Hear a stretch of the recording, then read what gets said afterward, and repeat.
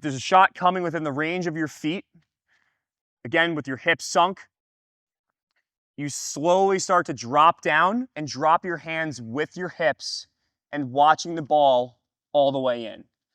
Notice how I'm not just going like that and reaching, because if you do that, you're not going to be centered, you're not going to be athletic. You need to be fully behind the ball, fully committed to the ball. Same thing on this side. Shot comes down, I'm sinking with my hips, bringing my hands with me and trying to catch it clean.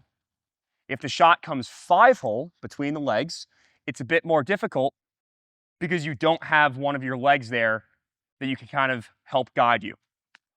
So what I usually do is some variation of the following. I bring one of my legs in case I don't get there in time or accurately with my stick. I have one of my knees and my legs there to bail me out in case I miss it with my stick. So I go down like this, and now think about it. Even if I miss this with my stick, my knee's here, my feet are here, my chest is here. So in case it takes a weird bounce, if you're somebody who plays on grass or mud or it's raining out and it takes a weird hop, well, now you don't just have your stick down there, you have your entire body to bail you out in case you miss it with your stick. Everything is covered.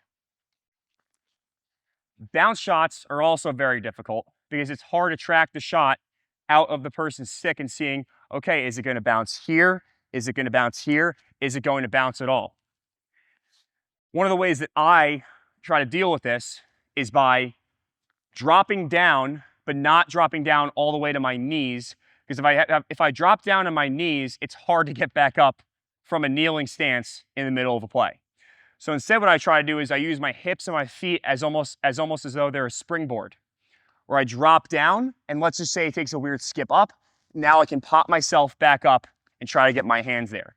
Going back to what I said earlier with having your hands at that 90-degree angle like a windshield wiper, it allows you to make an athletic play on the ball if you misread a bounce, and you can shoot your hands back up. If your hands are overly extended or they're too tight to you, it's going to be really hard to make that adjustment on the fly.